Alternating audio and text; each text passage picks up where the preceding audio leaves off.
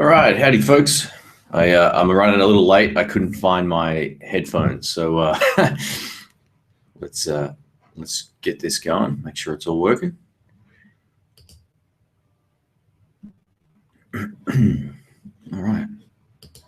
Haven't been around much in the last couple of weeks, so let's see what's happening. Okay, it looks like this live stream is working. I'll just mute this, make sure it's all good. All right. Okay. The chat is working as well. That's good. I think we are good to go.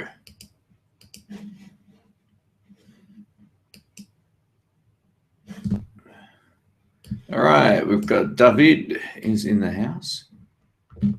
Sorry, I'm running a little late, guys. I was having trouble finding my headphones. I wanted to use some like small ones, but instead I've got these. Ahmad Kareem, greetings from Houston. Welcome, man.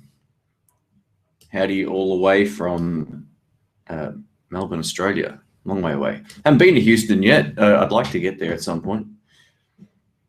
All right, Nick in the States is here too. Awesome. And he'll be on pretty soon, which is cool. And I also don't want anyone to feel obliged to join if they've got actual stuff to be doing. I know people are a whole lot busier than I am. I just have an email list that goes out to everybody, and there's no obligation, of course. So if you do have some stuff on, then you don't have to be a part of the live stream. So there's never any pressure, but it's always good having people on. So yeah, keep that in mind. Let's get this chat working here. I'm just going to finish setting up some stuff, making sure we're all good to go. So yeah, what did everyone think of the mighty metalizer pedal demo? I hope it got a bit of a laugh. That's the that was the intention there. Nothing more serious than that.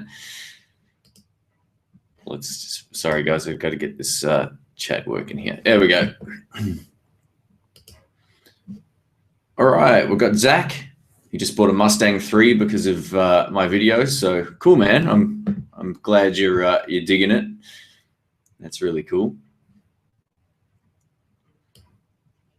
And David's asked me if I'm keeping the JL pedal. And recently I got sent a pedal, which I'll show you. Oh, tuner's not on this board yet, but yeah. So I got this pedal sent to me, which is killer. So this is like my little pedal board, which I'm going to be using it on for now. I tend to mix up my pedal board a lot.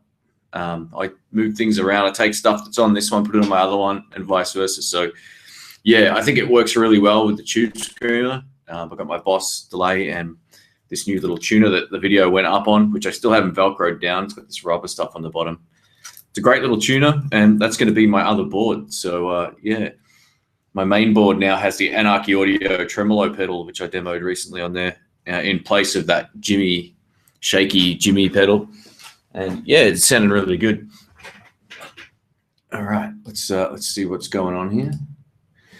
Just to let you know too, I'm not going to be able to post links to join the live stream in the chat due to the spam bot thing. So if you want to be a part of the chat, email me at intheblues@outlook.com, and I'll send through an email to you for the next one. So I don't know if I'll be able to send emails out while I'm doing this. So yeah, if you want to be a part of it, then yeah, you can definitely do that. Just send me an email.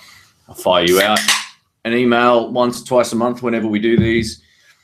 And yeah, that's it. So too easy. All right, so while we're waiting on everyone to join, if you have any questions, feel free to let me know. I got my Little Crow guitar back here at the moment. I've been playing this a lot lately. Last couple times I've played live. Let's hope this reaches. I've been going for this. I sold my Fender Deluxe Strat recently, the oldest guitar that I had, that one with the gold hardware and the two-tone sunburst, which was kind of like, for me, I'm glad it's gone, but it was a hard thing for me to sell. It was like the first really great guitar that I ever bought, And I went on the mission to find some Strats, which is always interesting because being a lefty, there's next to nothing around. So yeah, I went to 3 or 4 shops in 2 days. One, the owner is a lefty and he's usually got 30 left-handed guitars. I went in there. He had a Mexican Strat. Same old story, man. Same old story. And he also had a 57, I think, Strat, which was great. It had a big neck. It just didn't sound that good. You know, the Mexican Strat sounded better. So it's funny. I almost pulled the trigger on one left-handed Mexican Strat that I'm not a Strat fan anymore as much as I was. So for me, I just wanted to put something, you know, have a Strat for my videos. It's funny because I went back and I picked this up, and this is just awesome. So yeah, it's just a great sounding guitar. I've just been playing this a lot lately, and I'm starting to wonder whether or not I need one now. It's beautiful. So Ahmad Kareem mentions Southpaw Guitars in Houston. I have to get there. When I first got in touch with Jerry at Jerry's Lefty Guitars in Sarasota, Florida, I actually sent Southpaw Guitars an email saying, look, I'll be over there if you're interested in me doing some videos. I never heard back from them. Obviously, they didn't bother looking at my stats or anything on my channel, which is cool. But I'll have to get over there at some point and check it out because, yeah, I know they do all the Gibson, all the Fender lefties and sort of the common brands of stuff. They don't do the obscure brands. That's where Jerry's is slightly different. He'll do all the, you know, all the other stuff like the heritage guitars and, you know, G&L and all kinds of stuff. So, yeah, I'm looking forward to getting over there. All being well, if everything keeps going on track with my job that I'm doing at the moment, I'll be over there again pretty soon. So it's actually great having some money going into the bank account, which is a good change of scene for me because the YouTube thing's pretty tough, man. It's pretty tough. I don't tend to talk about that a whole lot, but you know, it's good to be doing something a little different for a little while, and there's still plenty of videos going up, which is great. So all right. So Jay Millard says, what do you do when you get bored of your own playing? I know my playing is good, but I just get bored of it. What should I do? That happens to me all the time, man. All the time. The best thing to do is listen to someone new that you really like, or find someone new that you really like and decide that you want to work on taking some of their, you know, using their playing as an influence to build your own playing. I'll tell you a great example of this. There's a lick I'm playing a lot now that I never used to be able to play. I'll see if I can do it without a pick first, but it might not work. So this is like a Chris Kane lick that I stole. I always wanted to play that, but I found it really hard. There's a variation of this that goes, oh, hang on.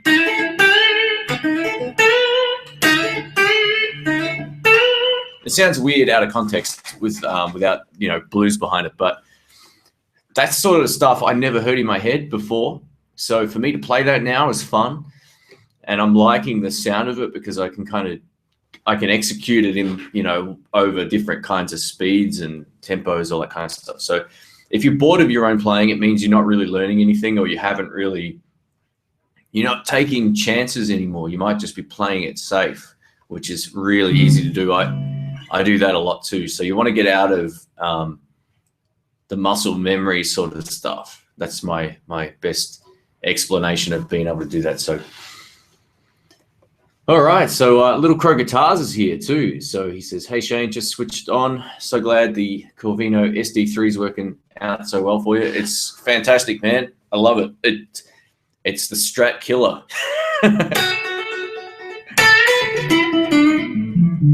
Yeah, it's great. I love the in-betweens too. Bridge pickup's always great. Yeah, last couple of times I've played this, man, I've totally, absolutely enjoyed it. And yeah, it's a 3 pickup one, man. It's got one too many pickups for me. No, I'm just kidding. It's great. It really is good. I'm totally enjoying it. I hadn't played for a couple of weeks because of the job thing, and I went out to one of my friend's jam nights, the one that I used to run, and I plugged this thing in and I just went, wow. Like, it was after a full day of testing strats. I just plugged this in and went, this sounds better than everything I tested today. So well done on such a great guitar, man. It's killer. All right. So Crushproof 803's here. Howdy, mate. He says, Shane, I have a Marshall DSL 40 and the cleans are deep and delicious. Have you got any experience with Marshalls? I don't. It's one amp that, this is how, this is just my experience of it. I haven't heard a Marshall that I've been totally blown away by that isn't a quad box.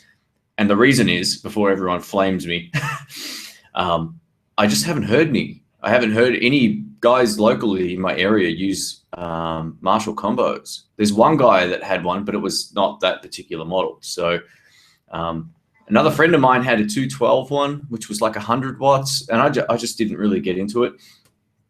So for me, I think I just have a lack of experience when it comes to Marshalls. I know some people swear by them, and there's obviously reasons for that as well. So I'm not bashing Marshall at all. It's just I haven't had enough experience with them to really comment. So that would be my experience there. So we've got Hutch from BA. Howdy, Jerry. Welcome, man. It was nice chatting to you last time. So yeah, let's see. We've got Zach Tank in the house as well. Welcome, Zach. Sorry, as I get chatting, sometimes I tend to miss stuff on the comments. So just keep bugging me if you want me to reply to something in particular.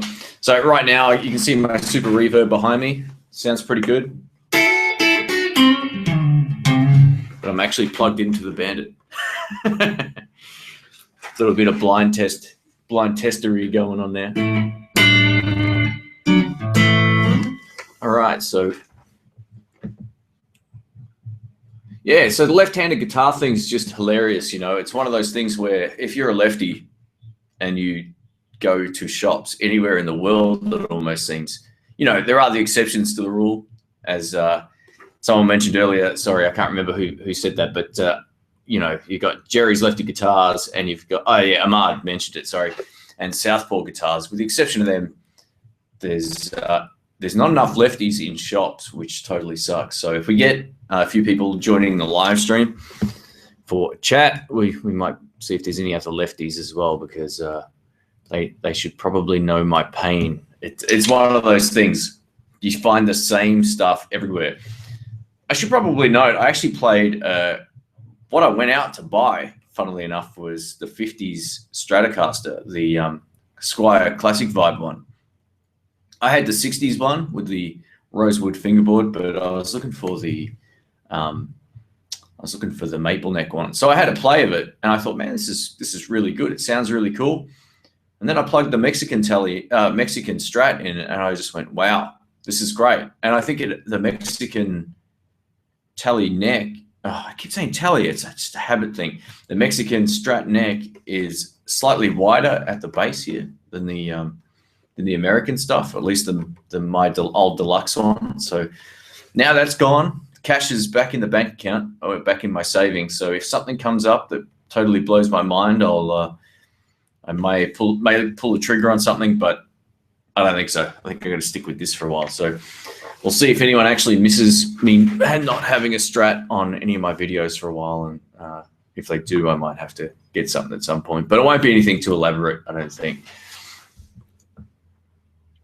And the reason I think I don't like Strats as much anymore, they're just everywhere. You know, you play blues for a long time, that's all you hear, man. Especially where I live, they're all Stevie Ray wannabes and bloody, you know, that whole thing just does my head in, especially in in our scene here. It's put me off over the years. I rarely hear some that blow my mind as well in terms of tone. They're usually other guitars that I hear. Anyway, that's enough Strat bashing for a while. So Louis77 says, how about, oh, hang on, maybe not. The chat just scrolled up. So someone mentioned bases. Sorry, I've lost that.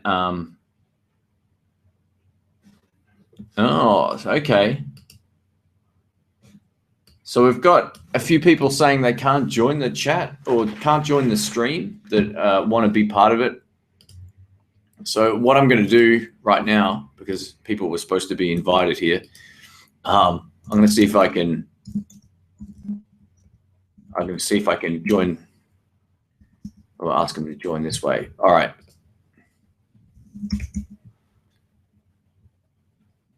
All right. This might work. We'll see how we go.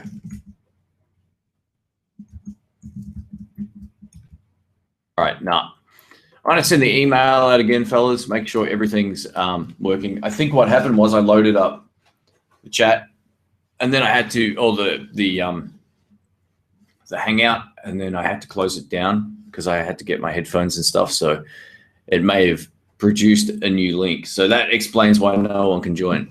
I wondered kind of what was going on. So I'm just firing up my other computer. I'll get this sorted out, but don't worry, I won't be far away. All right, while that's loading. Sorry, guys. Just bear with me. We'll make this happen so we don't have to, you don't have to just listen to me all day. All right. I'll just copy these links here. Yeah, it's a funny old thing, the Google Plus Hangouts. It gives you a link. Well, it kind of doesn't give you a link, and that's the problem. You've got to go into the Hangout and then send it from there normally. So I'm going to make sure I get this done right. Yeah, the Creamback speakers are great. So Nick in the States just mentioned the Creamback speakers. Man, very cool, very voicey speakers. Probably one of the nicest around. I was really surprised. I didn't think the Creambacks were going to be, you know, that good, but they are. They're really, really nice. All right. Let's, yeah, you're right about that. It says, yeah, interesting. All right. Wonder if there's a way. All right, guys, I'm just going to risk this, and hopefully we don't get spammed. I probably shouldn't do it this way, but there's not a lot I can do. So let's see if I'll post this once. Oh, man, I don't want to.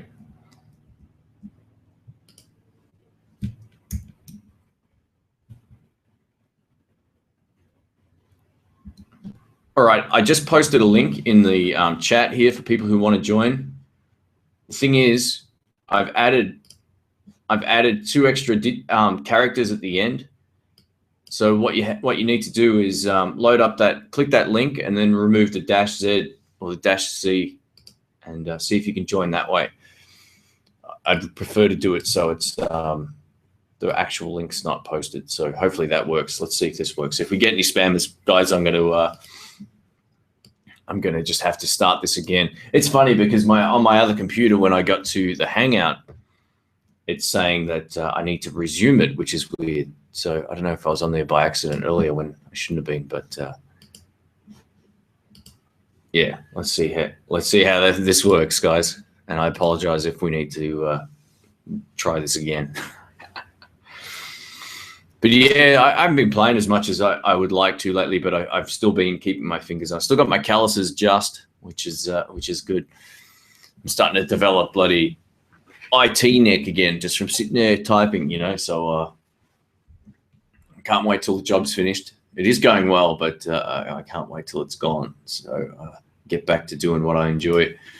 And I have some new strategies coming up for everything as well. It's funny, man, since like not monitoring my YouTube every day and all that kind of stuff, it's just grown exponentially over the last couple of weeks too. It's been mental. I've had a lot of videos going up, actually more than I realized. So it's been good. I got heaps more subscribers now. I think I got 500 subscribers in the last week or something. It's crazy.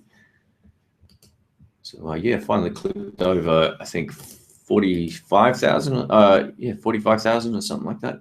Yeah, 45 and a half I'm up to now. It's mental. It's crazy. All right, guys, let me know if you can get into that link. And if you can, and you join, just remove the -Z at the end, or -Z, and copy that.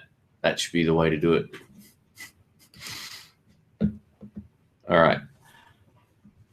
Yeah, I got no way of getting. This is the problem I have here. I got this computer does like the Hangout, but I don't have my email attached to it because I don't want duplicates of everything. I use that computer for all my work stuff and my audio stuff, and this does all my video stuff. So yeah, it's a bit of a mess. Anyway, let's see if people can join. If anyone wants to try that link, let me know. And yeah, just remove the -Z at the end, the last two characters. We've got Brian Hedge. How you doing, man? Thanks for dropping in. I appreciate that.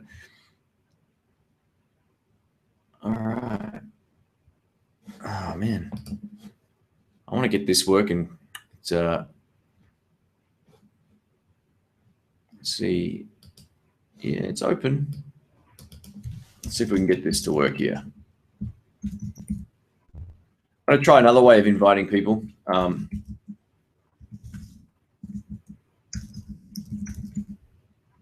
Yeah, it just doesn't let me just type names in and let people join. It does it on some of them. I can send one to Hutch, but I can't send one to Nick in the States for some reason. Let's try this. No. Or maybe it's just under States. No. Okay, well, send this out. See if this works. Anyway, guys, sorry. This is a great way to start the stream. Looks like I'll be on my own for a little while. I've just sent. Okay, Nick got it to work, so Nick's joining now, which is good. And yeah, we'll see if the other folks can join. Let's hope we don't get any axe murderers like the last time we did this. And for those who wonder what that reference is, if you don't know, that's good. You don't want to know. All right, so at least I know that trick can work, getting the link out. So awesome. So if anyone has any questions, let me know, and I'll take some questions before we get going with this live stream thing. Yeah, so not a whole lot's been happening. I've been getting some, I got a new green screen recently for this thing back here, so it's really big. I'll tell you what I'm planning on doing with some of that stuff. So basically, I have a couple of little like 2-minute sort of joke videos that I want to do, you know, for example, like going into a music shop and stuff that happens there. So I want to try and create like a whole green screen experience with some different characters, all that kind of stuff. So yeah, it should be interesting and well, maybe funny, hopefully. I want to try doing some different stuff towards the end of the year. So rather than just pumping out gear demos 24 hours a day, I want to start having some, you know, creative fun in a different sort of way. And yeah, I reckon like I've been writing some stuff down, some little scripts and stuff, and I'm going to get some costumes sorted out as well. So basically, yeah, you know, you go into music shops and stuff happens in there that just makes you laugh sometimes, or you shake your head at just the whole thing sometimes when you're in shops. So anyway, that's going to be my big projects for the rest of the year. Would be 2 or 3 of these little videos that will hopefully be amusing at least. So yeah. So we've got 650 Thunderbird. Howdy Thunderbird, how are you, man? Thanks for stopping in. All right, so Brian Hedge says, I have a question for you. You started reviewing vintage pedals. I'd be interested in what your opinion on vintage pedal versus reissue made pedals today. Maybe even going back to the shootouts or getting back to some shootout videos. Look, I think the vintage pedals are really good. Are they better than current pedals? I think they're maybe in some ways more versatile. Some pedals, not all pedals. I don't want to be sort of boxed in at saying like no new pedals are versatile, but you know, I look at some of the old Maxon stuff, and they've got, you know, like an extra control that makes the world of difference to some of the current ones. So, and I love the current pedals, by the way. So that's like my favorite stuff. So I guess, you know, what my reissue-made pedals are new, thus probably more reliable long-term, because, you know, vintage pedals 20, 30 years old or more. So you might not be getting the reliability factor. If they've been, what's the word, like maintained or you know, fixed or whatever, or updated or whatever from someone who knows what they're doing, then they'll be fine. But, you know, after 30 years of pushing a switch up and down, if they've been used a lot, they're not going to be as reliable as new pedals. That's probably the only downside to the old stuff. And the only other weird thing about the old stuff is, you know, some of them require like 12 volts, which is really weird. You know, like, how do you do that? So you have to run them on a 9-volt battery, which is ridiculous. It doesn't work with a 9-volt AC input. It only has the the battery option, and it has some sort of voltage doubling or something in there, or not doubling, but, you know, it adds a couple of volts somehow. So yeah, look, I don't think the old stuff's better. I just think some of what they had back in the old days is really, really good. And I don't see a whole lot of variation or innovation coming out, especially with overdrive pedals. There's, you know, a few pedals I've had a chance to test recently, which are great. Some of them are back there. They do their own thing. Some of them are on the floor, like the JL pedal from Brazil. That thing's awesome. And it sounds different to a lot of other pedals, which is great. And that's the thing. If you're buying like a reissue Maxon pedal versus an old one, I don't know. For me, I'd buy the new one based on the fact that I know it's under warranty and I know it's going to last a lot longer. Or even if it's a couple of years old, you buy it secondhand, odds are the switch is going to be fine. So, you know, take that into consideration when you're buying anything old. I'll never buy a vintage amp for those reasons. You know, the tolerances were horrible back in the old days. So you can get some amps that sound fantastic, but there's like, you know, a 10 or 15% plus or minus in consistency. Whereas if I wanted another super reverb, I'd go down the shop and grab one and it would sound the same. So plus minus 1 or 2% maybe. So that's the consistency thing. I think maybe that could be similarly influenced in pedals. Maybe there is a plus or minus. Maybe some pedals sound better than others, but unlike amplifiers, I think that might not be the case, just based on the way they're made. But yeah, I'd say use your ears. If you find an old one that you like, go for it. But I guess remember, if it's 30 years or more old, it might not stand the test of time, which it already has for another 20 years. All right, so Brian also replied with, does it justify the cost difference? Well, I guess my question is the vintage gear more expensive where you are, or is it less expensive?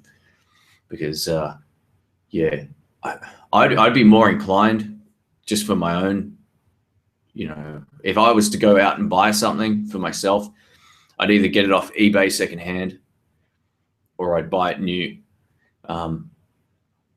Yeah, I haven't gone out of my way to buy vintage gear. I never have. I've never really gotten into that. It just seems like another pit of money loss for me. So yeah, I love a lot of the pedals I've had a chance to test. So don't take that the wrong way. All that Pearl stuff, man, is awesome. So yeah, I love the Pearl stuff. The Maxon old school stuff is great. Maxon new stuff is great as well. Some of the Boss pedals are all right as well. I kind of like some of them as well. And there's just been a few random ones in the mix. But Japanese stuff tends to last a long time. It's built extremely well. So yeah, odds are you might not have a problem with it. And if the switch goes, you know, you can have someone fix it if you don't know how to fix that. But All right, so he says folks pay so much more for vintage stuff, but it doesn't really matter at the end of the day. It doesn't matter at all. It has no relevance to how you play, how you sound, and you know, the vibe you have on or off stage. You know, whether you're not. So this is the thing. Like, no one's going to care that the Super Reverb amp back there is a 2000. What year did I get it? 15, maybe. Yeah, maybe last year or the year before. No one's going to care. They're either going to like the sound or they're not.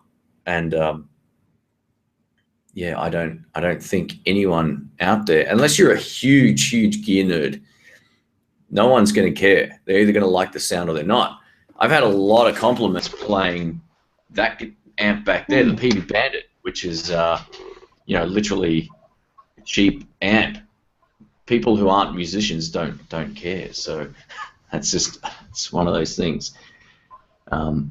Hey, we got Hutch. How are you, man?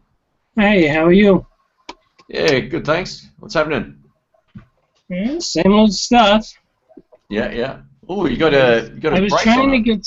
get Steve and I forgot who the other one was. The one from South America. He was on with me. Yeah. We were having problems, you know, figuring out how to do the link, but we got it now. I'm hoping that they can figure it out. Yeah, it was, I don't know what happened with the link. I think maybe it changed when I launched it the second time. I probably, like I said, I closed the window down at some point just before we started, just to set up, and I think it must have glitched the whole thing. So Yeah, I'll make sure next. Sorry. I can only sign on one at a time, so that's the other problem. Yeah. Okay. So I got to keep going back and forth and dropping you off to see if I can get everybody together. Okay. All right. Yeah. So if you see me flaking in and out, that's why. But Yeah, I no got the problems. link I need. All right. Yeah. Well, 2 people join. Hopefully, hopefully we get a few.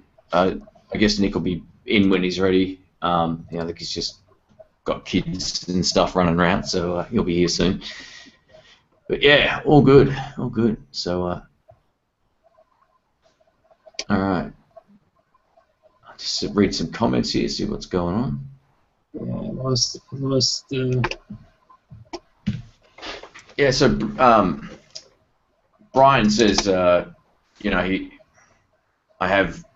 trusts my opinion based on the fact that I'll get to test so many pedals. So, yeah, I always think it just comes down to using your ears and find the thing that's right for you at the right price. Because yeah, there's no need to spend a bucket load on like a hand-wired Maxon pedal over their stock one. I just don't see that as a benefit. So. Actually, my computer's loaded up, and I've got a few of these guys on Skype, I just realized. So what I might do is see if I can get this working now.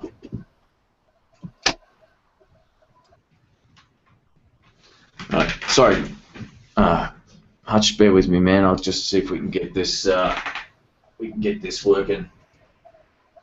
I'll send the guys the new link if I can.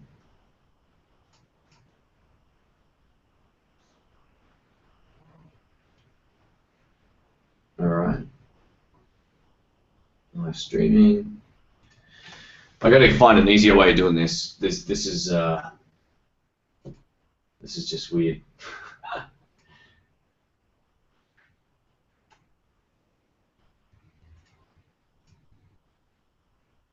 Alright. I'm probably going to get... There's 2 of me joining now, so we'll get this working. You'll see a shot out of my window coming up. Alright, I think I got it now. Let's close this.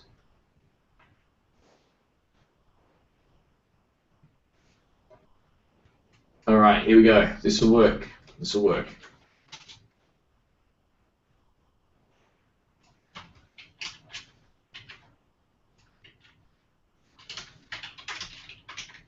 Alright.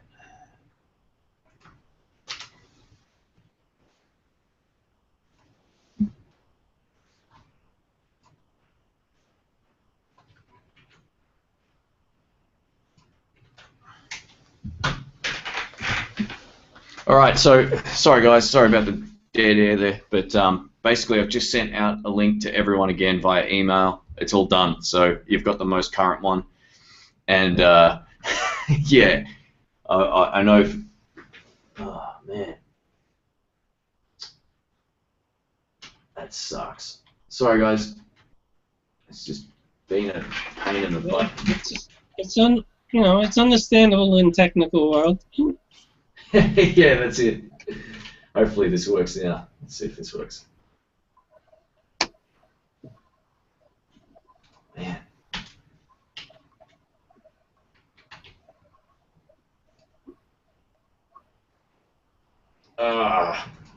It's always when you're in a rush to do something, nothing wants to work as well. It's like that whole... That's the way it goes. Yeah. Oh, man, it's What horrible. kind of IT work do you do, Shane? I do technical troubleshooting and basically a bit of everything over the years. I've done server admin stuff and... With software or? Yeah, so or say hardware? a bit of both. Like if a company, like companies I've worked for, they've had me sort of like to fix anything that goes wrong with like David stuff. just came up. Okay, cool. It worked. It's David. alive. All right, the email Hey. the email is definitely sent now. Here we go. It's out there, and sorry about that, guys. And David, apologise for that, mate. Hope Steve okay, gets man. on. Yeah, he'll be right now. I've sent Steve the Okay. I just don't know if he'll check his email. Yeah. So anyone who's on my list who's watching live who can't get into the chat or into the actual live stream, email has been sent and it's definitely on the way. So we're done. So what's happening, David? I was looking at a Hutch. What does Hutch has in his arm? It's a permanent brace. I didn't wear it last week because I didn't want to freak you guys out. No, you Okay. don't freak me out, man. But are you okay? Yeah, but it's permanent. I can still Oh. play. I just have to play one note or two notes at a time. Todd, there he is. Hi, Steve. Hey, Hey, Steve. Hutch. Hey, David. Hey, Long Steve. time. Long time no Long see. Okay, it was worth it though. I brought my baby out to show you guys. So you're gonna have to tell me how to hold it so that you can see it. Oh, that's perfect. that's What good. it- Yeah, wow. Tell us a bit about that. Well, it's a beautiful color too. It's all natural. It's antique natural wood. It's a beauty, Hutch. Yeah, Yeah, it's it's just my beautiful. baby. This is Yeah, the look- guitar I was telling you about last week, or the last time we got together. And it has a baked maple neck by Cool. Gibson. But it's I come to find out that it's not the first time it's the first time Gibson did it, but it's not the first baked maple neck guitar. They've done it in the past. And other companies do it. I think it's Shure. Yes, sir. Yeah. Yes, sir. Yeah. I think they make them with baked maples. And that was the distinction on it. They were a very limited run because they had a big problem with the Lacey Act, and they took all their rosewood from Gibson. Yep. And I think they it's made this sorry. model for a short period of time. And it's an incredible guitar. It's the baked maple neck. You can oil it with lemon oil. Gibson verified you can. And it darkens it. And it feels much closer to ebony on the fretboard than it does rosewood. It doesn't have that Yeah, roughness that rosewood has. So it's Yeah, really cool. sweet. That's better. Yeah, I think that whole baked thing's supposed to improve like the structure or the stability of the neck, maybe, or something like that. From what I heard, I could be wrong, but I don't know if it really does though, because they did go back to maple. yeah, okay. I mean, I'm sorry, they went back to rosewood. They went Cool. from baked maple back to rosewood. So, Cool. but I love it. Yeah, it looks great. It's a unique It's a beauty. guitar, and they made very limited amounts of them, and I was lucky enough to get one. It's a beauty. Cool. How's things with you, Steve? How you been, mate? Actually, not too bad. Not too bad. A little jumping through a few hoops to see you today, but that's okay. Yeah. I know. Sorry about that. No problems at all. You may remember me talking last week that I had just bought a Blues Junior. Yeah. Okay, well, I made a mistake, and I think I fed it too many vitamins because I woke up the other morning and it turned into a Blues Deluxe. Oh wow. Okay. Yeah. Nice. No, Did you no, swap it over? I did. Yeah. I did. And as you said, the difference between the two of them is significant. Oh yeah. There's no comparison. I mean, Blues Juniors are fun amps, but yeah, the Blues Deluxe amps. Are yeah, I really did like it, but somehow or other there was just something saying to me, you know what? I have the feeling you're going to like that Deluxe a little bit better, And I went down to Guitar Center, and they made me a relatively decent deal, traded it in, and giving me a little bit off here and a sale price there and stuff. So for not a terribly much money, I managed to upgrade it to a Blues Deluxe, and I took it home and I plugged my my Blackie Stratocaster into it, and it went rang, and I'm like, whoa. Yeah. They've got some guts. I was playing mine last night live, and it's such a great amp. And the great thing about them too is if you're not a huge fan of the stock speaker for whatever reason, you can swap. Almost any other speaker in there sounds great as well. It completely changes the sound of it. Those cleans are just, they're really, really good. It's a great clean channel. Oh, it just as soon as I strummed it, I heard classic Fender clean tones out of it, like you heard in hundreds of recordings, not just somebody else playing it. I was like, wow, oh my God, I sound like a player. It's a lot more headroom. Oh, a lot of headroom. I'm telling you, and I only got it yesterday, so I'm still fiddling with the dials and knobs on it to see what it'll do. But wow, the amps. Sorry. Go ahead.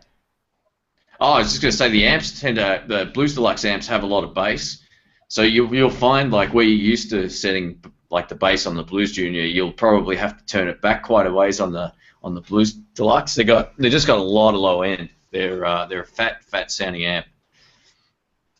Well, the thing that I really noticed about it too is like a lot of amps. Sometimes you get a lot of chiminess out of them, or you can get a lot of dirt, not so much dirt, but you can get a lot of bass out of them.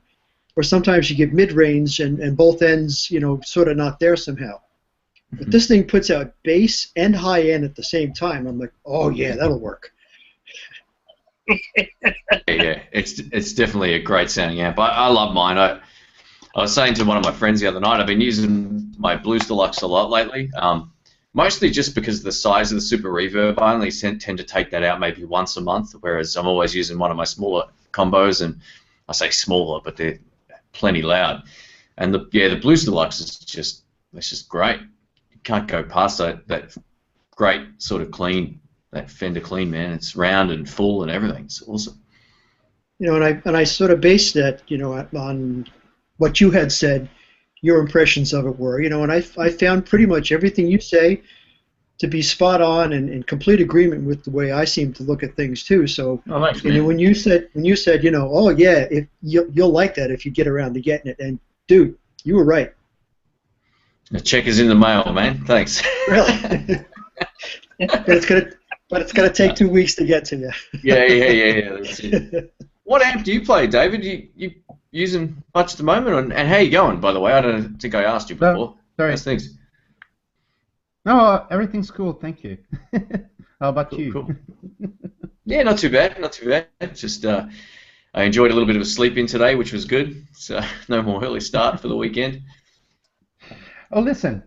You remember the other day I was talking to you that I ordered the Fender volume pedal? Yes. Yep. This is the one. Hey, there it is. Cool. 65 euros. Looks good. David, hold it still for a second. Okay. There you go. Okay. Oh, it looks like it's got marbles or something on the top. Hold it up a No, little it's... bit. There you go. Oh yeah, cool. Oh, there we go. Holes and indentations, but it's totally built like a tank. All of it Yeah. built like a tank. Looks like it's got four-wheel traction too. Yeah. In, out, a tuner. The tuner stays out of your effects loop, of your effects chain. I'm sorry, and it's totally passive. Works like a charm, and it's heavy. Great. It's a bit smaller than the Boss volume pedals, and a bit how'd you say thinner? Compact. Not thinner. Oh, okay. Compact. Yeah. Yes, compact. Yeah. Okay, but it's totally built right like a tank.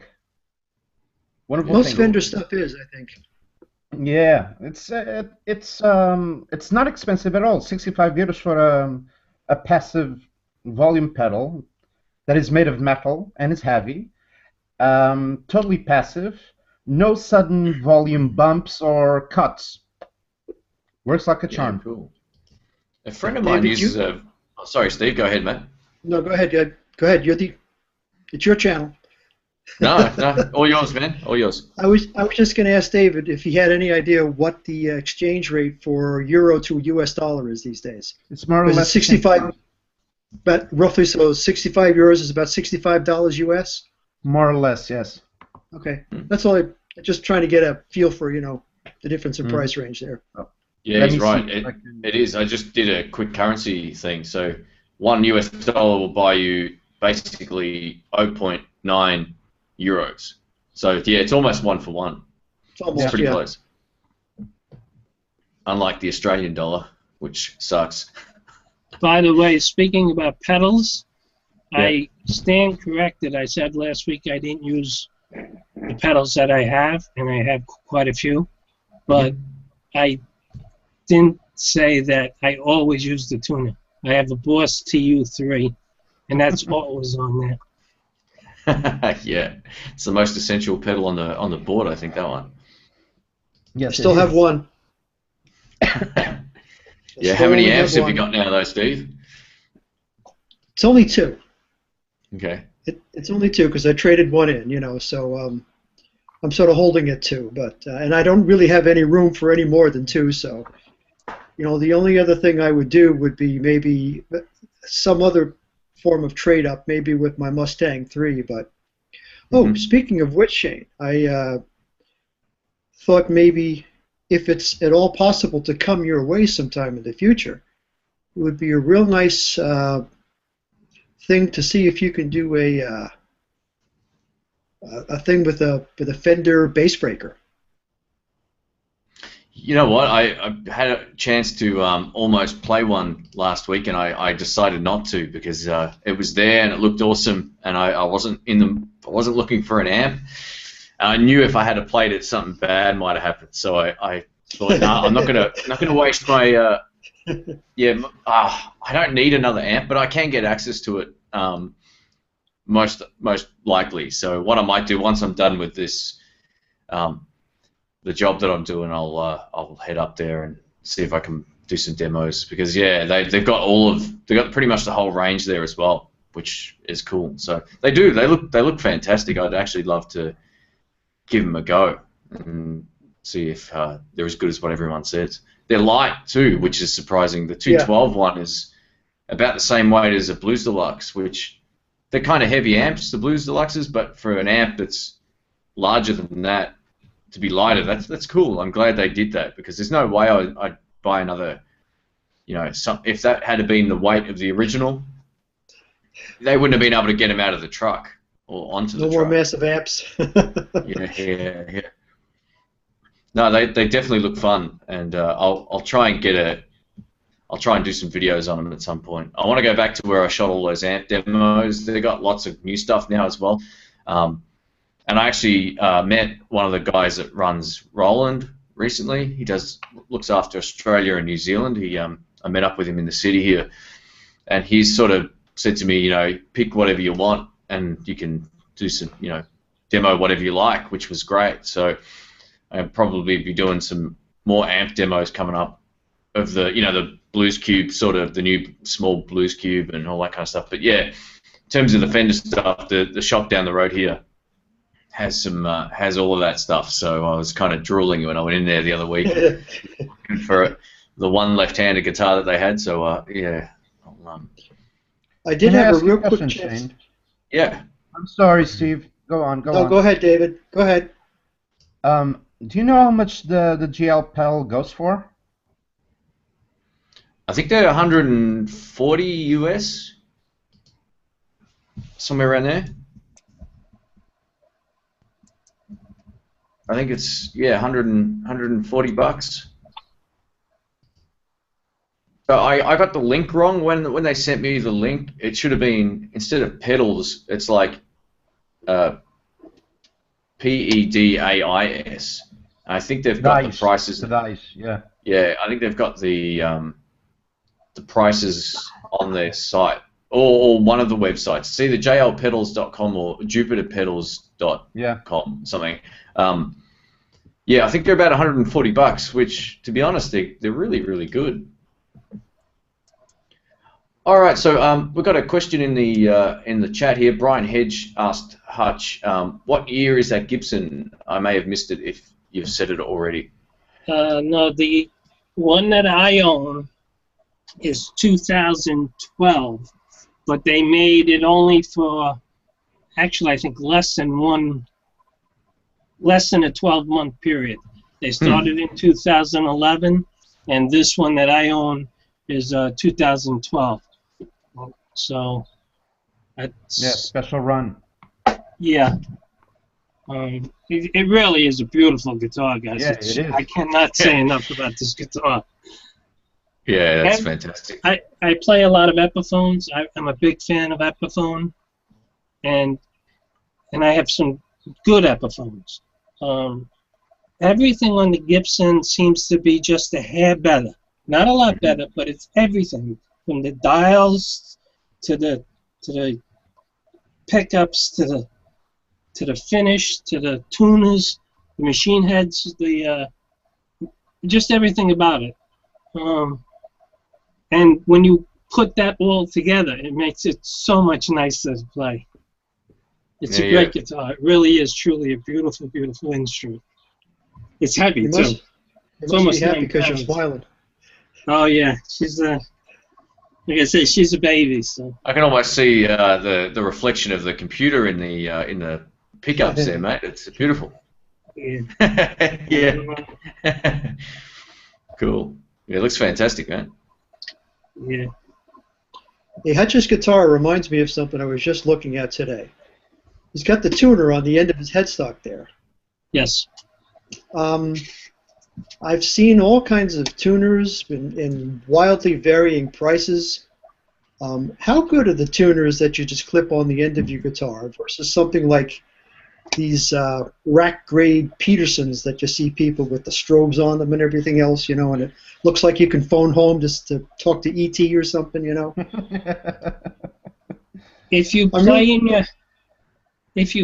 your house, Steve, and you have good battery, because it's directly related to the battery.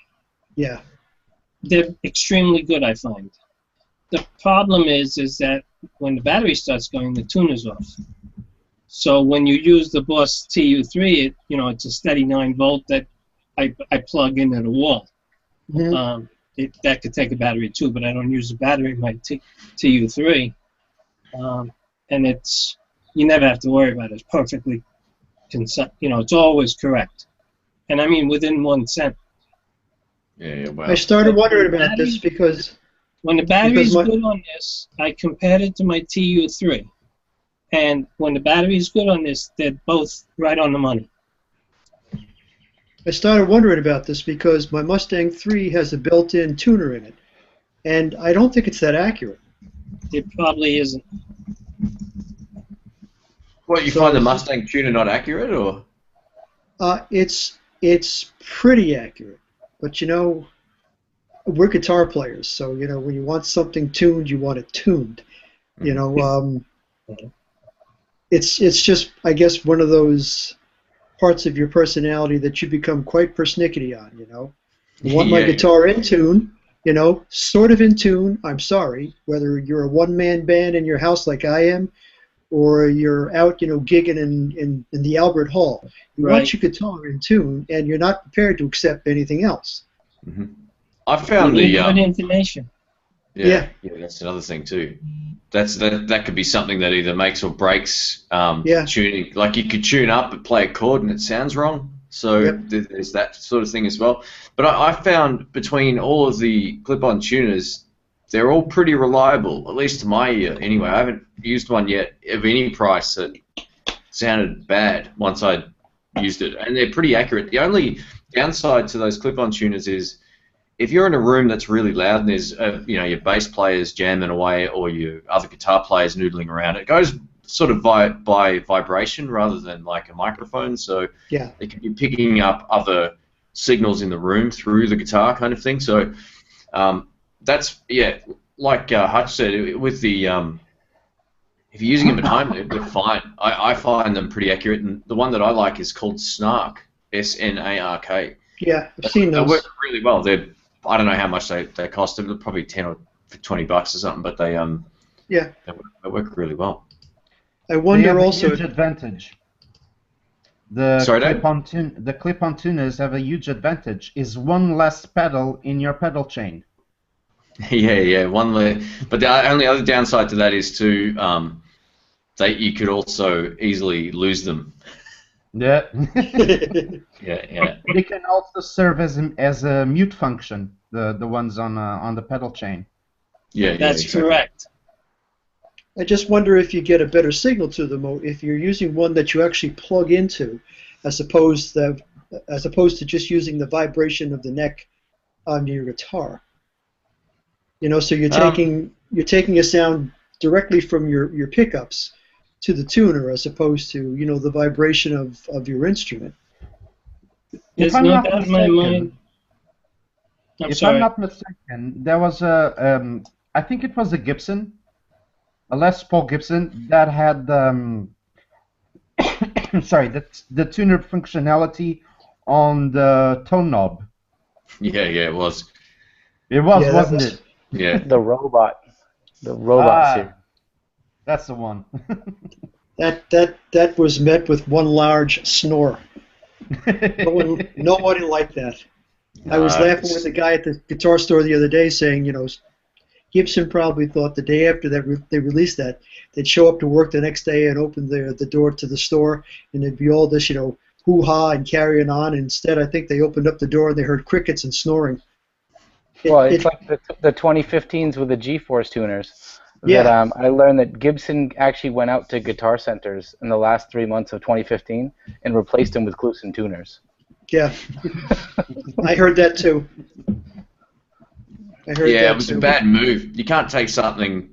Well, I guess you can. You can ruin something that's classic, but why fix something that doesn't need it? It's not broken. If you The one can't, good thing, the best thing that they did though with the G-Force at least, is that leaves no holes behind, no extra stuff, no extra cavities, no battery cavity. So when you remove it, it's like it was never there, which is key.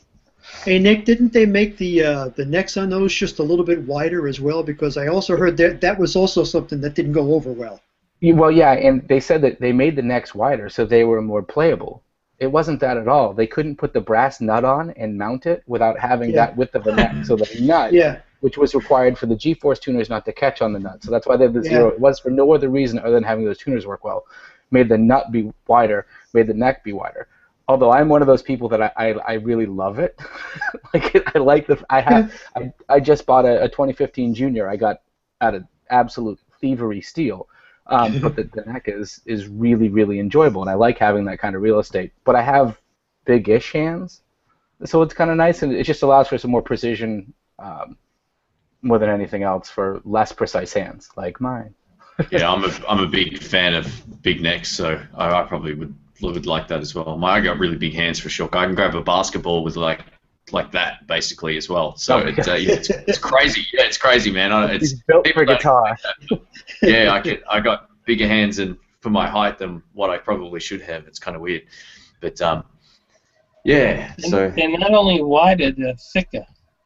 The 2015s. oh, okay. My junior's pretty thick. It's a healthy neck, but the juniors tend to be kind of baseball batty anyway. Just a solid neck. Cool, cool. So welcome to the stream, Nick. Thanks for having me. Anything, you just sort of popped in there and joined the conversation. That's all right. Sorry about the links too. I don't know what happened with that. Something just glitched. Yeah. Dude, I'm dying to know about that MXR experience, man. So David talked me into getting the MXR 78 Badass, and it's it's not a 78 Badass, dude. It's a super badass. Super badass. Sorry, it's a super badass.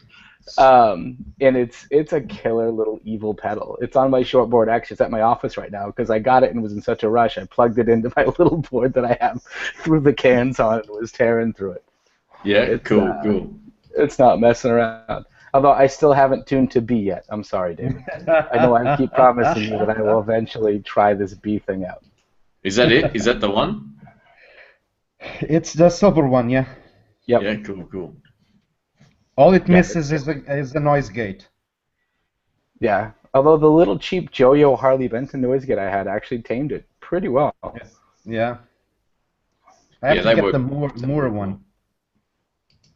I thought in honor of Aaron, we were going to call it Hoyo. Hoyo. Yeah, Hoyo. I've actually started in my other groups of friends referring to it as Hoyo, and they've all been on board. Nobody gets it. So on board.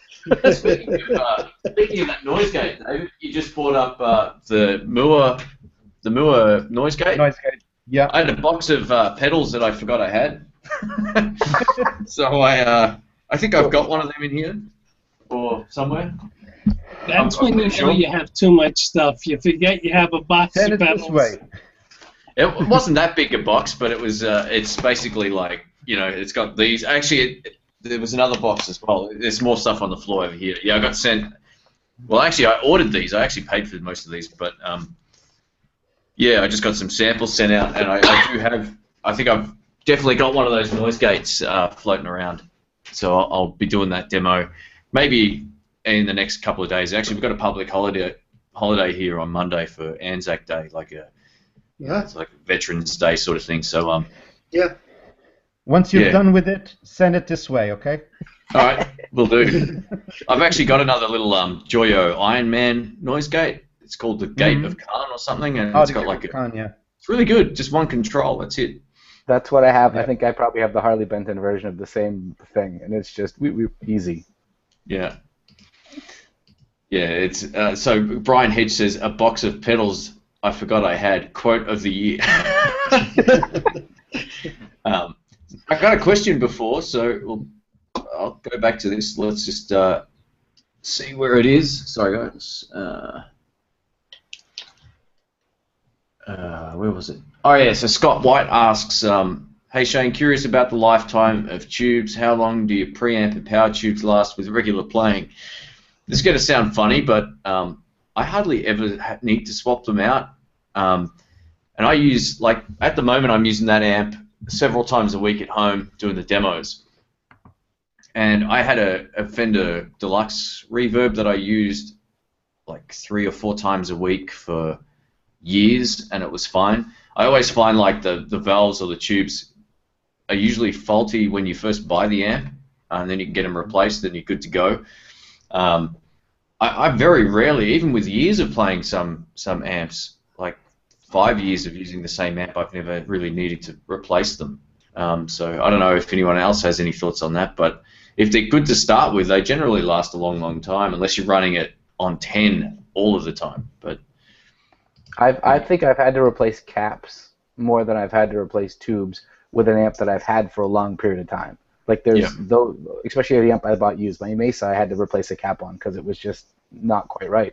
But yeah, once you put a good set of tubes in, I haven't had to do either. It's cheap Chinese amps that you get fresh, tend to Bulgaras or whatever. Just plan on as part of the budget a whole new set of tubes. Yeah, and that's the same with the Fender. The cheap Fender amps. They have the Excelsior and the or whatever those other ones are called, they generally rattle straight away. And I've also noticed that in a lot of some of the Chinese Vox amps, but not all of them. There's usually one that you can hear oscillating in the background when you hit a note. I've never had a preamp tube burn out. I've had power amp tube burnouts, but like those 12AX7s seem to be tanks. Like, they just last forever usually. Yeah. I've just never really had too many problems. And like I said, I think 3 or 4 amps that I've bought, or like I've just taken it under warranty, got it fixed, or they've replaced them. I've just gone back and they've replaced them. So yeah, I don't know. I've had amps for years. I know other guys that have had. That's the thing with amps too. They're like a little unpredictable. Some amps can have more problems than others, just inherently through other problems. But I don't know. Yeah, so I hope that answers this question. But if anyone else has anything to add, let me know. I never had to replace a tube amp in my life. Yeah. I only play with solid states.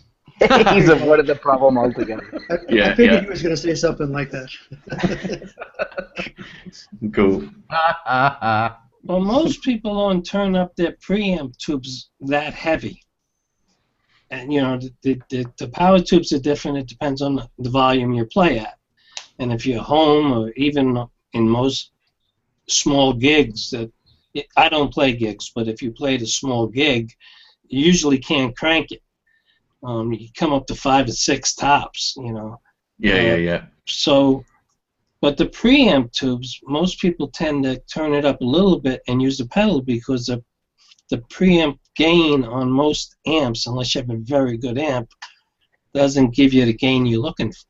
So I think that's why the preamp tubes last so long. Yeah, I totally agree. I'm yet to find an amp for myself that has a better drive or preamp section to it than what my pedals can do on a clean. I always think that I totally agree.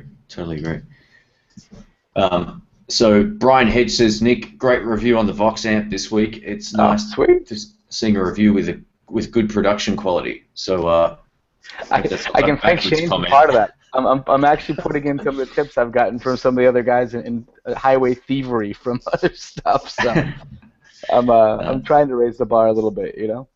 That's good. I'm still doing that as well, man. It's always a never-ending process of trying to get things to the next level, and just when you think you're not going to put any more effort into it, you end up putting more effort into it. It's crazy.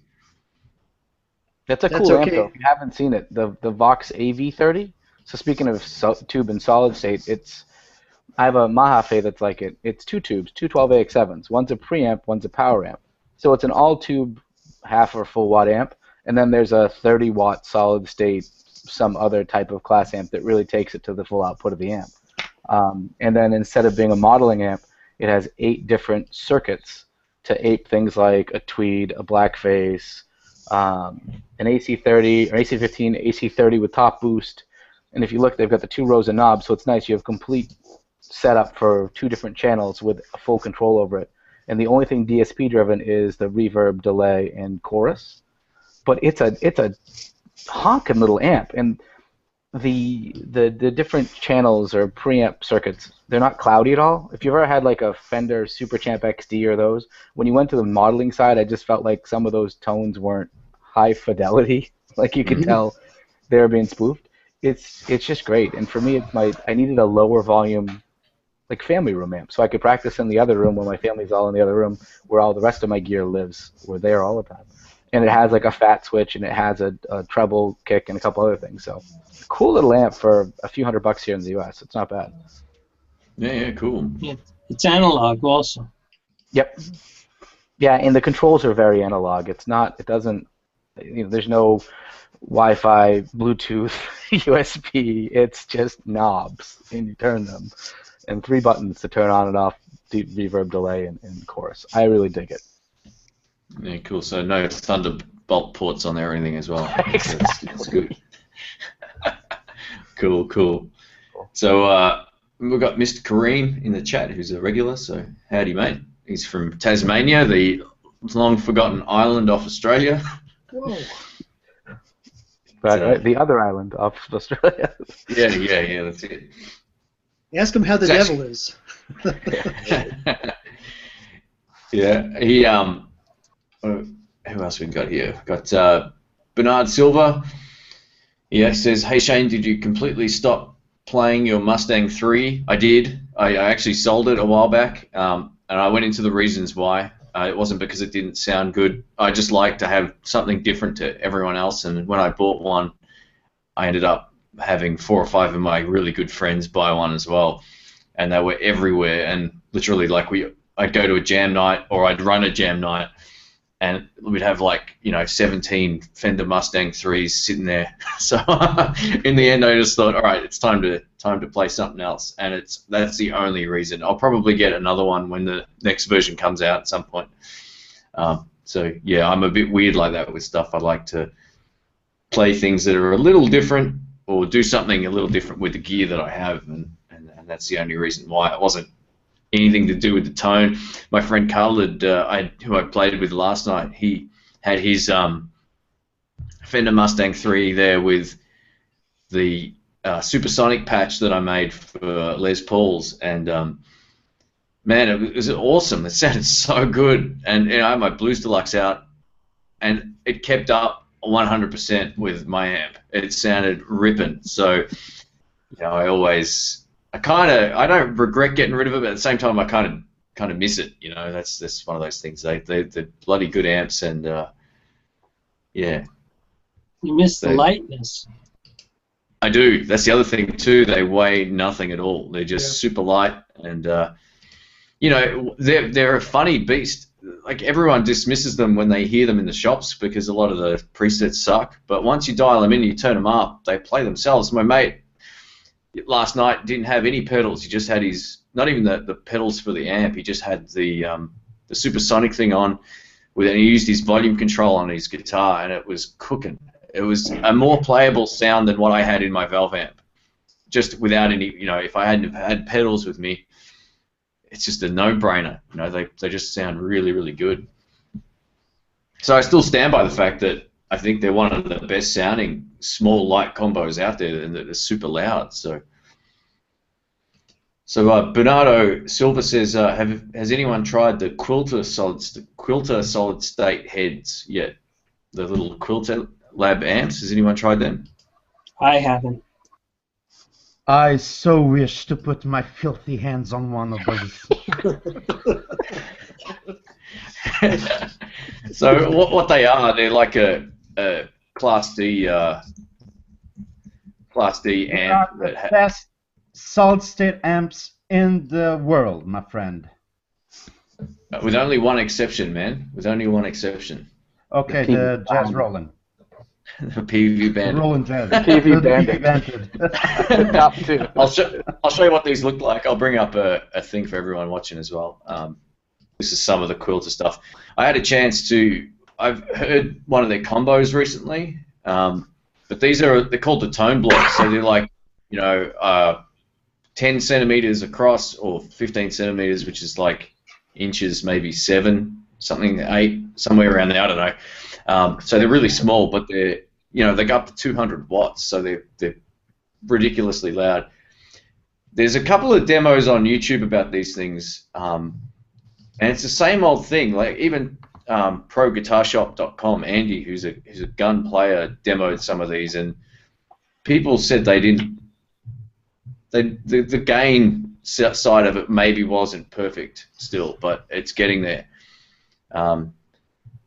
Sorry guys, it's taking a while to load some of this stuff because I'm streaming, but yeah, this is the one that I've had a chance to play. I had a go of this at a jam night recently, and it was actually really quite good. I was really surprised how good it was, but yeah, I don't know, they're gaining a lot of momentum. I think they're one of the most popular touring amps now because they're literally just, that's it. You get this, put it on a speaker box, and you're done. It's kind of like the guitar equivalent of the Ashdown amps that the bass players are playing. I know so many people that play those on the bass side. Yeah, just small and light, like the Mark bass stuff as well. Yeah, exactly. Yeah, that Mark bass stuff's really good, and it sounds good too. It's ripper. Cheap too. It's not a ton of money. Yeah, well, they. Oh, it starts what you mean cheap. the Ashdown? stuff. No, or the mark base. This mark base stuff I think starts cheap, or at least used that I've seen it. Maybe I didn't see it right. No, you can get one for cheap. Yep. It could be just in the States too, because here mark base is like one of the more expensive brands, believe it or not. So Really? yeah, Sometimes base it places. helps us. Look, they might have some entry level stuff, but there's stuff my friends have. The speaker boxes minimum used are $400-500 here. So Jeez. yeah, you can pick them up. You can pick them up with a couple, maybe 2 fingers. They're nice and light, and no more back-breaking amps. I think that's one thing that'll probably get phased out at some point. They'll end up getting smarter. Even the amps that they currently make in a lot of companies, that there has to be ways to make them lighter. And I wouldn't be surprised if they sort of ditch the traditional weight of amps at some point, one way or another. It would be nice. I picked up a 1960B Marshall cab, the 4x12, for a buddy. It was on sale locally on Craigslist here. And I have to bring it down to him. And just loading that in my car, I'm like, people do these every night? Like, holy shit. Yeah, it's crazy. Killer. So we had a question. Get a light amp. Go, Steve. Just think, when you get a light amp, you can give your Sherpa the night off. Exactly. That's it. We had a question before. So I can't remember who asked it, but I read it and remembered it. They said if we could buy any one amp, what would we buy? I'm going to start with David over here. If I had to buy, sorry. If you could buy any one amplifier, what would you get? If money wasn't a problem, if someone said, "Here, I'll give you the money for this," what would you get? Roland Jazz. Really? Yep. You're a metal guy, man. I was expecting some sort of. Let me tell you something. If Metallica can use one of those, I can use one of those. Yeah. I have one in my attic, David. If I can get it down, if it didn't cost $100,000. Yeah, I heard you were selling one. I heard you were selling it for $100. I think. $100, great. Actually, I got mine for $415 US. My grandfather's a jazz guy. He played a JC120. What a great amp! It's just awesome. It's a great amp. It's one of the best amps ever. It has a super clean channel. You have to love that thing, man. Yep. Cool. And comical distortion. Yeah, and comical distortion. Exactly. The Jazz Chorus, the 212 amp, is that the one you're talking about? Yep. Yeah, they got one of them in the shop down the road here. It's a used amp. Yeah, it's exactly the same amp as this. Yeah, I see the one. They're not that expensive either. Version now. They released a 40-watt version now. Mm-hmm. And they changed the drive channel because it sucked. It was horrible. Very, very comically completely bad. horrible. And I don't think the 120-watt Jazz Chorus amp has an FX loop on it. It doesn't need it. And I think that's the thing. What was great about that amp is it doesn't break up. So it No, is that's true, but I was saying if you're going to play metal on it, he was talking about playing metal on it. all on the front end. Nice to be able to stick the distortion in there. I think even Albert King used to use one of those amps. I think that was his amp of choice as well, because he always had that. Robert Fripp's favorite amp. B.B. King played a lab L7 lab series amp, lab 7, yeah. and that was solid state. Yep. And my favorite. If money was no object, I'd probably buy a Fender Eric Clapton Twinilux. Yeah, they're good amps. Those. They do sound pretty cool. Love the sound of them. Yeah. What about you, Nick? What's I know you've got probably 5 of each of them already, but if you had to buy a duplicate of your favorite amp. So I would probably buy a matchless DC30. So I have the Bulgara BC30 clone of it. It's a great amp, but it's a Bulgara, so my soul is prepared for any time for it to turn into a barbecue in flames because it's a Bulgara. But I would definitely buy if I could do it, because the warm tones. It doesn't need reverb. It doesn't need anything. It's a 2x12. It's just a amazingly fun amp. Cool. That's what I would do. Yeah, I'm not too sure what I'd get. Like I thought I bought the amp I always wanted years ago, the Two Rock Studio Pro, but you know, having the super reverb's probably like, from the sound I like, it's great, and it's not, it doesn't need to necessarily, I don't necessarily need to find anything more expensive than this, because I think this sounds just as good as, or better than a lot of the amps that I could try now, and it's like half the price of the Two Rock. So yeah, I don't know. I don't know if I'm currently not looking for an amp, but you know, like I said earlier, maybe that bass break is something I need to plug into. See how much damage is done when that happens. I like that Two Rock Crystal, the 50 watt with the tube rectifier. Yeah. Here's a question for everybody. Yeah. Everybody ready? Yeah.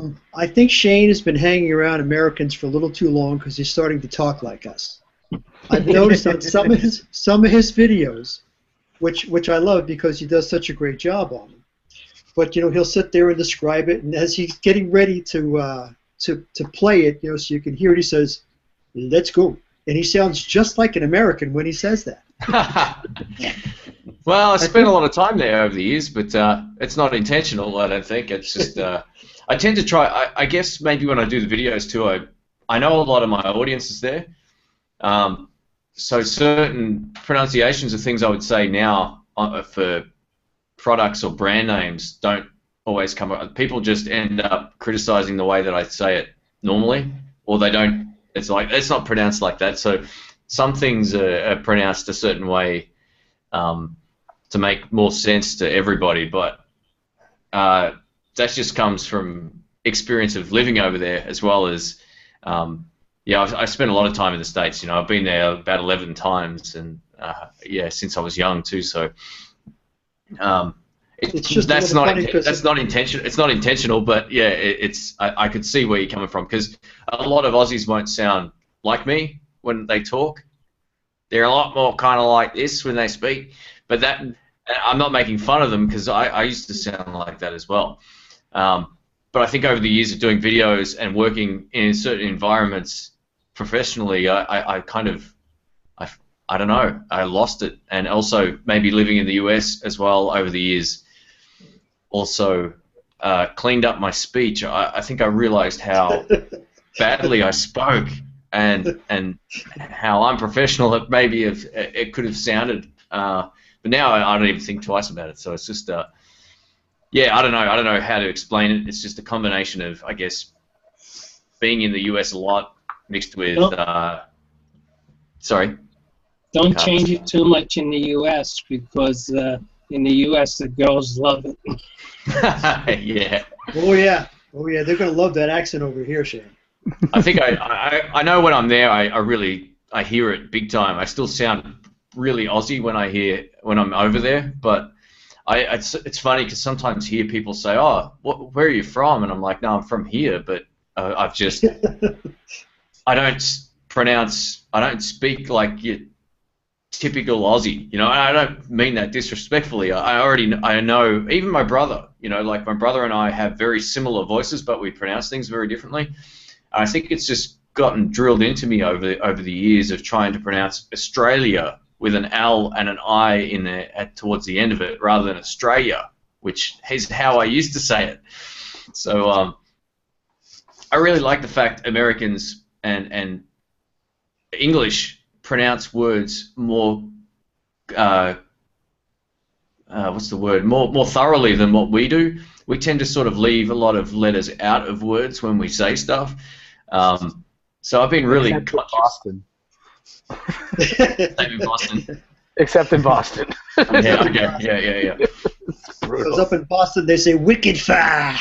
Wicked car, umbrella. The hardest thing is for a Boston person to learn how to spell, because they start putting R's where they don't go, and there's no R's wherever there is an R. Anyway. Yeah, but everyone's accent is like that. Yeah. You know, the folks from close to around New York City, they have a particular speech pattern where anything that ends in A gets pronounced as ER. In other words, you drink soda, you eat pizza. Well, and then Long Island, where the Long G Island, is strong. Yeah. Long Island. Yeah, Long Island.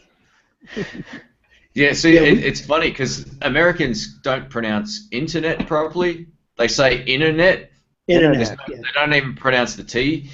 And Australian accents are kind of similar to Boston accents, I think, in some ways. Like, we say car, like as in driving a car. But if you're in the South, they say car. They put the R on the end, whereas we don't. We just sort of say car, like C-A-A-A. Like, it's a language of expedience. Is to get it out quick and keep moving. It also functions quite well drunk. Yeah. So and there's another one. Someone just wrote Thunderbird 650 wrote solder. You know, if you're using a soldering iron with solder, or you're soldering something, they're not soldering something. Like, I don't know how that one happened, but yeah. Hey Shane, I'll make you fluent in Portuguese. Make me what? Sorry. I'll make you fluent in Portuguese. There you go. That'd be cool.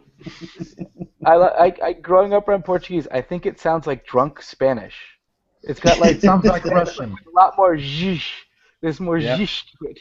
A lot of musical sounds, closed vowels. It sounds a lot like Russian.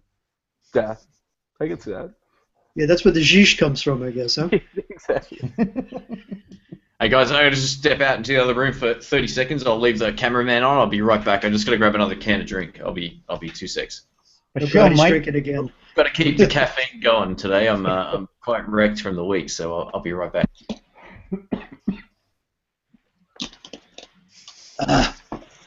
Hey, Steve? Yeah, baby. I'm sorry, Nick. Yep. Can you post? You have a YouTube channel. Can you put in the chat what that YouTube link is? Or find me, Hutch from BA, so I could, sign on to your channel. Let me copy. No. And whoever else has a channel. I don't know who else has a channel. Blues channel. And alright, hold on. If I go to here, I'm not in the chat. I popped out of the chat room when I logged off. Let's jump back on here. If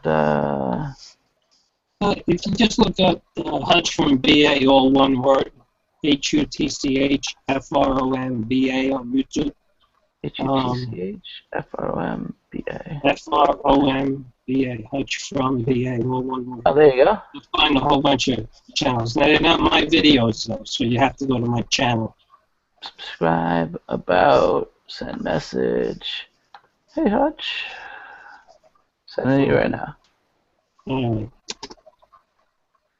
So I would like to definitely sign on your channel. Cool. You should have a direct message on YouTube. Hey, Hutch, what's the BA mean? I worked for New York Telephone Company in the New York Stock Exchange for quite a while. And Bell guy. What happened was it ended up being Bell Atlantic. So when I got the email address, I put down Hutch from BA. From BA, okay. That's curious. That's also my email, just so you know. It's at whatever, at Hotmail. You're getting that robot voice again, mate. It's my internet connection. What can I tell you? Sorry, I just interrupted everybody. Oh, that's okay. Mine's better now, isn't it? Yeah. Before, man, the iPad was killing me. This is the Rolls Royce of webcams now. It's great. I kicked my whole family off my wireless SSID, so I have one just for me. Like, I own a whole different wireless network. So you evil man. It works so much better. I started plugging it into an Ethernet cable, and I think that's made the difference. Oh, yeah. What was that? Sorry, say that again. I started plugging this into an Ethernet cable, and I think that's made the difference. Yeah, it's a lot more reliable. No doubt about that. Yeah. How's your channel going, Nick? What's today and tomorrow? I'm going to catch up on all the videos. I've been like, you know what? I actually turned Facebook off on my personal account. I disabled it. I was like, you know what? That and YouTube I haven't really been keeping up with, but over the next 2 days I'm going to get back onto some of your vids. So What's been happening? It's been good. I just did the video for the AV30, which put that up, which was cool, and then I did my own personal demo of that Michael Kelly Patriot Instinct guitar, that kind of fade one, which was what a great guitar. I saw that. And then this weekend I'm hoping to get. I sold a ton of stuff. I sold, I think, 10 guitars and 4 amps or 5 amps in a 3 or 4 week period. And then so I put some money in the vacation fund, and then I bought my 76 Les Paul, and then I had money left over. Wait. Was the money from the vacation fund used for the 76 Les Paul? No. I put that aside, and that was given away. Okay. I was smart. First, happy wife, then happy life. But it's funny because it was a very spring cleaning thing to just kind of sell off a bunch of stuff, and it's funny to see other guys, Dr. Groovy there, and a bunch of guys on the AGF forums and stuff are all kind of doing the same, who have kind of sprawling collections, just doing a nice little spring cleaning. So, but then I had money left over, so then I bought the Vox amp, and then I bought the Les Paul Jr., and then I bought a Axel USA Bel Air, which is a Chinese body, but all USA parts, Les Paul Jr., American TV Jones pickup, American Bigsby, Tone Pros bridge, tap, blah, blah, blah. So really kind of a neat hybrid of overseas and US. Which is a cool thing, and then and some pedals and whatever else. But now I'm broke again, so we'll dribble out some videos over the next bit with everything that came in. So it's been going well. Cool. Half the reason I ask is, like, now that I'm back to, like, I used to do exactly what you're doing. I was working full time for years and years and pumping out videos, and man, I just forgot how exhausting it was to shoot videos after work. Like I get home. And I'm still not used to it yet. It's been 3 weeks, and I have shot some videos. Like I tended just to do the playing part one night, and then I did the talking the next night or whatever, and then put it all together. And I've done 3 videos in 3 weeks, which is the least amount of stuff I've ever done. It's hard, man. It is, man. It's just such a time-consuming thing. People don't realize. Like, even that little tuner video that I did today, it was 3 minutes, but just putting that together, it's like an hour of work just to film and do all that stuff. So, and you have to be on, and that's the thing. Like today I worked from home, so I had like an hour that my wife went out with the kids and whatever, and I grabbed and I did the Vox video, and I was able to jam through an hour and a half, and then I cut it over the course later in the afternoon. So still a 16-minute video took me about 2 hours and change, but I looked fresh. I was more articulate than normally. And like the end of the day videos, I'm just tired, and I'm not. You don't rise up, and it's just not as good. It's just not. And you also get, like, the thing I find the hardest. Not the playing can be. The playing thing's a day by day thing for me. Some days I'm on, even if I'm tired, it doesn't matter. I probably think less about it when I'm tired. But trying to talk to the camera and actually, like, explain things properly, I might do 4 or 5 or 6 takes just to get something that sounds like I'm not falling asleep at the camera. So it's tough, and it's really, if you look at it's probably at least 10 to 1 for however long the video is and the amount of effort you put in, if not more. Yeah. I'd say that's It can be the shorter one. It's even higher. The shorter the video, the higher the multiple. But like the average 10-minute video, it's going to take you close to 2 hours to get that thing good and out. Never mind the comments and whatnot. But it's fun. I mean, that's why it's a labor of love. You know how you're never going to get rich doing it, but you can have a lot of fun doing it, and it's rewarding. Yeah, well, that's it, and that's what I think a lot of people don't realize. I think, I don't know. I don't know if people think people who are doing well on YouTube or successful at it are raking in cash. It doesn't sort of work like that. Look, I'm sort of rethinking my model to some extent. Like, I think my video production now, at least on my most recent videos, and audio quality is the best that I've done. I'm thinking maybe that is worth my charging for my time, but not in the sense of a paid review. I look at it like it's going to be, say I charge $30 for a video, which is not a lot. That would be less than, that would be like what, $10 an hour for the average video, say, give or take. And then I think I'm starting to see it as more of the social network worth rather than maybe my time's worth as well, because I just put it in perspective. What I normally do, I've never charged for any of my videos to this day. Like, I just don't do that. I had a company that want to send me some guitars, right? And the guitars are worth like $55 US, right? They're not. It's not something that I really want on my channel, and I don't want to be brand snob about it, but it's not something that really excites me, because then I've got to try and resell these things just to make enough money to kind of get by, you know. And I'm thinking, I don't even want them at my house. Like, what am I going to do with them? You know, like I'm not going to use them. Well, and they don't fit in. I think you've got a great. Pedals are great because like pedals are very socialist. Like they're a great $20 pedals. They're a great $500 pedals. Like, and it's neat that way. And they're small. They ship cheap. They work well, and they're reasonably inexpensive to produce. But like guitars are a different thing. And a $55 guitar, like there are good $20 pedals. There aren't a lot of great $55 guitars. Robert Baker, exactly, who's another great guy on YouTube, and he's like an all U.S. stuff, and a company was trying to send him more things and pay him to do some videos. He's like, it just doesn't match what I do, you know, and it doesn't fit in. And you don't want to have to lie or polish and be very careful about the message. It's hard that way. No, that's it. So yeah, I always get I get a lot of tech companies wanting to send me stuff. I'm like, have you even seen my YouTube channel? Like, they just go by numbers. It's literally like they see someone with X amount of views and subscribers, and they think, oh yeah, well here, like I'll send you this, and we'll you can chuck it on your channel. And but I'm like, I'm not doing that. Like, it doesn't even fit in. So I'm thinking, if I'm going to get in a situation where, you know, I'm getting sent sort of this sort of stuff, I'm either not going to bother, or I'm just going to say, look, I don't want to keep this stuff. I'm not going to like be an advocate for it if it's no good. I just want to do the video for you and send it back or get rid of it. I just don't think doing those kind of videos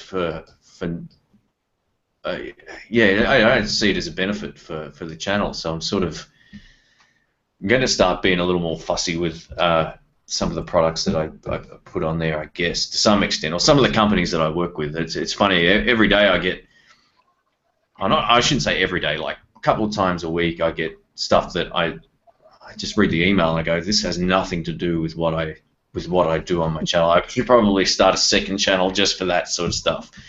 But yeah, anyway. Yeah, it's tough. It's tough, and it's you only have so much time. Especially, I think now that you're working too, you have to see like there is only so much time. Yeah.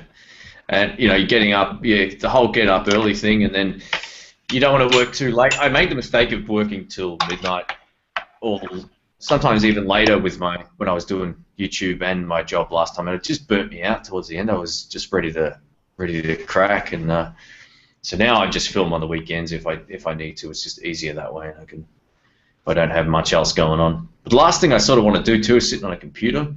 I'm doing that all week now, so I'm lucky. I've got so many. I've got like 20 more videos scheduled over the time I'm working. So when it finishes, I'll be back to having lots more time, which is good. Cool, man. How is the job going, Shane? Yeah, it's going okay, thanks.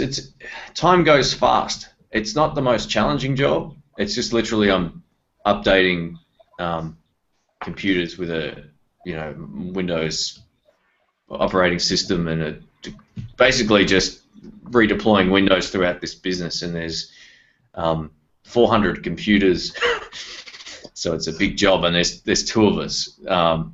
And time goes fast. That's the good thing about it. As soon as I get there, it's lunchtime, it feels like, and then it's time to go. Like I keep constantly busy, and I'm not maybe used to that in IT jobs. It's sort of hit and miss with how busy you get and how fast time seems to go by. But it's good just being able to put money back in the bank. I forgot how easy it was to sort of earn money in IT. It's really good. So I may do one more during the year or towards the end of the year or something if I need to. And yeah, it's just it's not like a physically demanding job. It's just you're doing a lot all day in this particular role. So it's good. It's good. I'm actually enjoying doing something different and getting out of the house. And I don't know if you have it in Australia, but I have a friend of mine who's an IT specialist, and I worked a lot on computers myself, but he has it's an organization. You pay for it, but it's an organization, And what they do is they send out jobs, and you can accept or reject any job. And he just looks on his computer every day and picks the jobs he wants. And he goes from job to job like that, so he can control his time. And he makes good money. Yeah, that's cool. That's pretty much what I did. I went through an agency that deal with IT specialists or whatever. They fill IT jobs here, and yeah, I knew exactly what I was looking for. Just something short term with no after hours commitments, and just something that had a definite end at the end of it. Not something that would just go on and on and on. So yeah, I just look for jobs like that when the time comes up. I didn't want to work for more than 3 months, and this thing came up for 5 to 7 weeks, and I thought that's perfect. That'll be over before I know it. Even if I don't enjoy it, it's just going to be, a month, just over a month and a half or whatever. Isn't that big a deal? So no, it's been good. I think it's got my body clock going again in the AMs. I can get up early, and I always feel like I'm more productive if I get up early than if I sleep in and try to work. Just it's going to be the way to go forward. So yeah, I'm going to try. I was great when I first left my full-time job. I was really, really good. I got up at the same time, did lots of stuff before lunch, and then over time it just didn't end up that way. So it was a good shot in the body clock to go back. So Bernardo Silva says, Shane, there is a long time you don't make an update video about your pedal board. Which pedals are you using nowadays? Okay. I probably won't answer that on camera because I'll bore everyone. But what I'll do, I'll put a new video together because both of my boards are now finished. So, well, finished for how they are right now. So I might do an updated video on that coming up, and I can shoot that today. Actually, that'd be something that I could do in 30 minutes and not have to do too much fancy editing. So yeah, it'll be all good. All right, sorry guys, I'm just rambling on. Everyone's sitting there falling asleep. I have to go, people. Okay. Go Good night, Good night, David. Have a wonderful weekend. I know you've got busy plans. Thanks for stopping in, man. Take care, my friend. Bye-bye. Catch up with you. Cheers, man. Take care. So Shane, All what right. happened with your gas video? It's all that stuff's been put on hold. I've got my documentary, which is, I have edited more since last time I gave an update out. I've got pretty much the whole project down. I just need to come up with. There's sections that don't cut together very well, so I have to brainstorm. I think what I'm going to do is literally have like. It's hard to explain. Basically, like I'm going to be sitting there talking to the camera, basically in like a dark room or whatever, with a backdrop or whatever, to sort of link certain sections together, and have maybe tell my own personal story of gas along the way, and then show you how bad Dave is because he's taken it to a whole other level, man. It's crazy, but I have to sort of really sit down and put that together. I've got all the sections cut together on the most part, so the project's there. I just need to come up with this is the part I'm dreading because it's like 50 minutes long. I really need to make decisions on cutting stuff out and also trying to make some sort of story out of it, and that's the time. That's almost like coming up with a new album. I just need to sit there and do it. There's no quick shortcuts around that stuff. So yeah, it'll get there. I probably won't do any more to it until I'm done working. So I still plan on getting it done. Hopefully in the next, I like to say a month after I'm done with the job, I'll have it finished because I feel like it's 60% done, maybe more, maybe 70% done. It's just the doing the narration part and how to approach that is the next thing, because it's not the idea I had about with the gas documentary. It hasn't gone along those lines, so it's like a really cool video about this guy's collection. But if I can somehow turn it into something more than that, then that's going to be the plan. So it's a challenging thing because I guess it's not something that I do all the time. So, but it's still on the way. I haven't lost it or anything. It's still in my project here. So, an idea for that, if you're looking to tie it together, I'm sure there's enough people in your community that you could do brief interviews with that also suffer from gas that you can lead it to the next transition thing. A buddy of mine did a project like that. It was kind of the man on the street of people. He was doing a thing about microbrews or something, and he didn't know how to do that, and he did the man on the street outside of a gastropub. And it was just, he got like 20 people's little snips, and it worked great to then steer it. So. Yeah, well, yeah, okay. I don't know anybody that suffers from that, though, in the guitar community anywhere. No. No one that I would. Yeah. Well, that might be worth. Excuse me. That might be worth doing something like that as well. I think once I get the main, like all the cuts done, and there's like 2 cameras and 2 audio tracks and just lots of footage. So I need to kind of condense a lot of it down. There's a lot of just handling things that need, handling guitars and moving things around, and it just needs to be a lot less. It needs to be a lot more exciting to watch than maybe what it is. And that's just down to the editing, and making the editing make sense is the hard part sometimes. I shot heaps of B-roll, which is literally like shots of amps and guitars and pickups, and I probably had 300 short shots, and it feels like I don't have enough. That's always the thing. You think, 300 shots of, like say, like on my videos where I'm playing and I shoot to a shot of a pedal, like that would be considered the B-roll of, panning down it, that kind of stuff.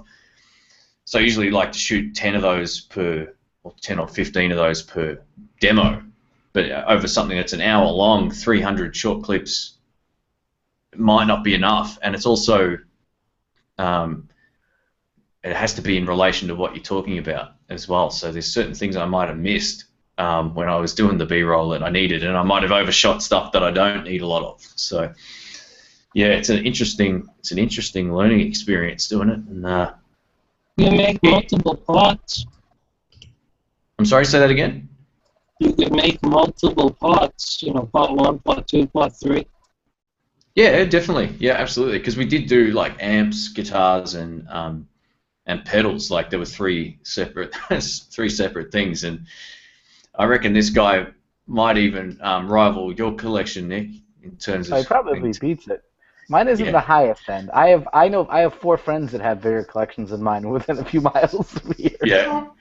It's ridiculous. Dr. Rick has very good stuff.